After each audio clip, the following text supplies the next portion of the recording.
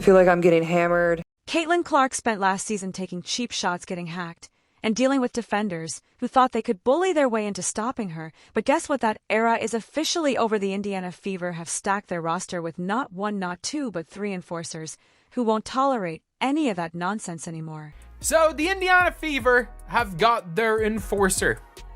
They have got their enforcer for Caitlin Clark. And I'm not gonna lie, like, when it comes to Caitlin Clark and their enforcer, last year everyone was talking about them needing an enforcer. Enter Natasha Howard, Sophie Cunningham, and Danana Bonner, three veteran stars who play with an edge and aren't afraid to get physical if Clark's haters thought they could keep targeting her with hard fouls and dirty plays. They're about to get a rude awakening. The message is loud and clear: if you come after Clark, you'll have to deal with them first. The closest thing they had was Erica Wheeler. That was the closest thing they had for someone to defend Caitlin Clark, was Erica freaking Wheeler. Maybe Temi, but Caitlin Clark was getting hit a lot. She was getting hit a lot early, and they needed their Charles Oakley. This move isn't just about adding talent, it's about sending a statement. The Fever aren't just here to compete, they're here to dominate. And with these new additions, they've built a squad that can play fast, play tough, and most importantly, protect their star player. Clark's Bullies have officially been put on notice. So how exactly will these three game changers transform the Fever into one of the most dangerous teams in the WNBA? Let's break it down. Sometimes you need one of those players on your team. You need one of those enforcers. Every good player, by the way. Every good player, every good team that is a super duper star. Most of the time have enforcer type player. Imagine this Caitlin Clark, the most electrifying rookie the WNBA has seen in years, steps onto the court for her debut season. The energy is electric. Fans are on the edge of their seats, and everyone's expecting her to put on a show. But instead of a smooth welcome into the league, what does she get? Hard fouls, unnecessary contact, and a level of physicality that bordered on outright targeting. What was happening here? That's all I see. They try so long to get respect for women's basketball, and then they treat it like a junior high school girl's locker room. Junior high school girl antics on the court. Let's break it down. This wasn't just the typical rookie treatment. Clark was dealing with a level of aggression that went beyond competition. She was constantly being hit with cheap shots, body checks, and fouls that had no place in the game. At times it felt more like she was stepping into a wrestling ring rather than a basketball court. And here's where it gets shocking. Clark wasn't just another rookie adjusting to physical play. She was singled out. The numbers don't lie. A staggering 177% of all flagrant fouls in the WNBA last season were committed against her. That's not just tough defense, that's a clear indication that players were making it a point to rough her up. What little girl wants to grow up and play in a league where you're targeted like that? How do you sit here and profess and demand that everyone take women's sports seriously when you can't even take it seriously enough to not act like a junior high queen on the court? It's stupid. That's so dumb. It looks like a soap opera. And leading the charge, none other than the Chicago Sky. A jaw-dropping 80% of those flagrant fouls against Clark came from one team. That's not just a coincidence, it's a statement. They weren't just trying to defend her, they were trying to send a message. But why? Was it intimidation, frustration, or just an old-school attempt to slow down a rising star? Whatever the reason, it was obvious that Clark's presence was making some players uncomfortable. Clip 7. One of the worst examples came courtesy of Angel Reese herself. Picture Clark driving through the lane, eyes locked on the basket, when suddenly, bam, Reese sends her crashing to the floor. The arena went silent. Fans held their breath. Would she get up? The hit was so bad that even commentators started questioning whether it had gone too far. But Clark, she's built different. She dusted herself off, got back to her feet, and kept playing like nothing happened. We went up really strong a lot of times, and we didn't get a lot of calls. And going back and looking at the film, I've seen a lot of calls that weren't made. I guess some people got a special way. That's what sets Clark apart, her composure under pressure. While others were debating whether the hits were too much, she kept her focus even after taking a blatant cheap shot from Chindi Carter. Clark's response was simple: that's just not a basketball play, but got to play through it. No complaints, no retaliation, just the kind of mental toughness that makes legends. And Clark, that's clearly a foul, which was called. The question is, will they call it unnecessary? Kennedy Carter. But while Clark proved she could take the hits, the Fever front office knew they couldn't let her go through another season unprotected. So they made moves, big ones. And with the addition of some serious enforcers, Indiana is making sure that no one is getting away with bullying Clark anymore. Who are these enforcers? And how are they about to change the entire dynamic of the Indiana Fever? Let's dive in. The signing of Natasha Howard represents a massive step forward for the Indiana Fever and their quest for a championship. In Howard, the Fever gain a three-time WNBA champion, a Defensive Player of the Year, an All-Star, and a veteran with more than 300 games played.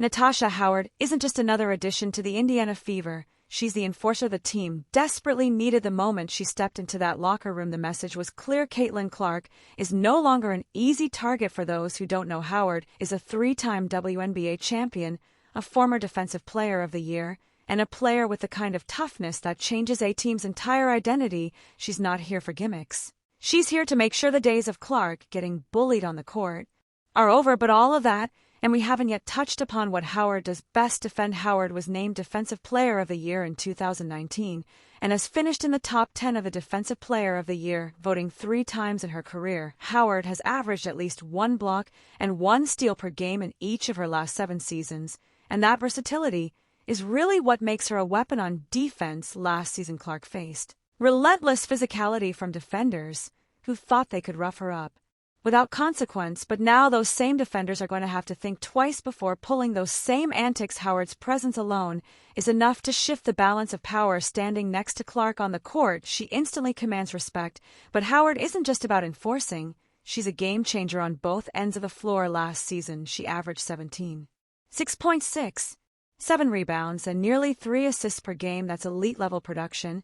And the best part, she can stretch the floor. With Howard's ability to hit from beyond the arc, she's going to create even more space for Clark, Kelsey Mitchell, and Aaliyah Boston to operate. Last season, with a minimum of 25 games played, Natasha Howard was one of just 13 players to average 18 points per game. She was one of 16 players to average 7 rebounds per game, and the list of players to average both 18 and 7 last year short.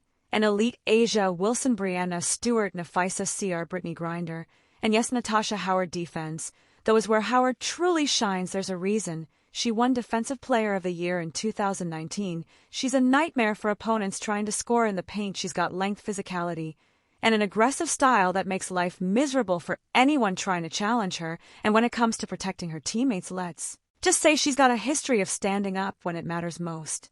And here's what might be the most valuable part of Howard's arrival: playoff experience. The Fever are a young squad with plenty of potential, but making deep playoff runs takes a level of composure and leadership that only veterans can provide. Howard has played in over 50 postseason games, and that kind of experience is invaluable. She knows what it takes to win, and she's bringing that mentality to Indiana. But that wingspan and 6'2" height allows her to be disruptive defensively around the rim on opposing bigs too. In fact, Howard will enter the 2025 season 25th all-time in blocks in WNBA history. Howard's excitement is just as high as Fever fans. In her own words, "I'm excited to return to Indiana and bring my experience and toughness to the team.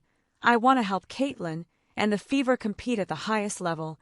And that's exactly what she's going to do. This move isn't just about protecting Clark, it's about elevating her. Howard knows what it takes to be a champion, and now she's here to show Clark and the Fever how to dominate with her in the mix. Indiana isn't just fighting back, they're ready to take over. All of that, and we haven't yet touched upon what Howard does best: defend.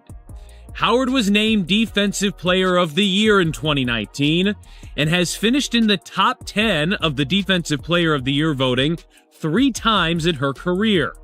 Howard has averaged at least 1 block and 1 steal per game in each of her last 7 seasons. And that versatility is really what makes her a weapon on defense. Clip 10. Sophie Cunningham is heading to Indiana, and the WNBA just got a whole lot more interesting. If Caitlin Clark needed someone to keep the Bullies in check while draining threes, she just got her. The Fever weren't just looking for talent this offseason, they were looking for toughness. And in Cunningham, they found both. Last season, with a minimum of 25 games played, Natasha Howard was one of just 13 players to average 18 points per game. She was one of 16 players to average 7 rebounds per game.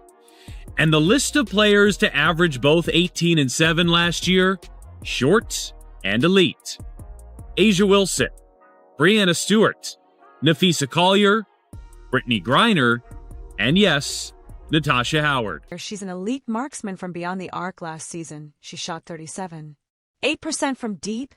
And with Clark running the offense, expect that number to go even higher. Imagine defense is trying to guard Clark and Mitchell while Cunningham is spotting up from 3. Good luck with that. Clip 13. But shooting isn't the only thing Cunningham brings. She's got an edge, a mean streak. She's the type of player who plays through contact, talks her talk, and backs it up. And let's not forget, she's literally a Taekwondo black belt. So for any defenders thinking about getting extra physical with Clark this season, they might want to think twice.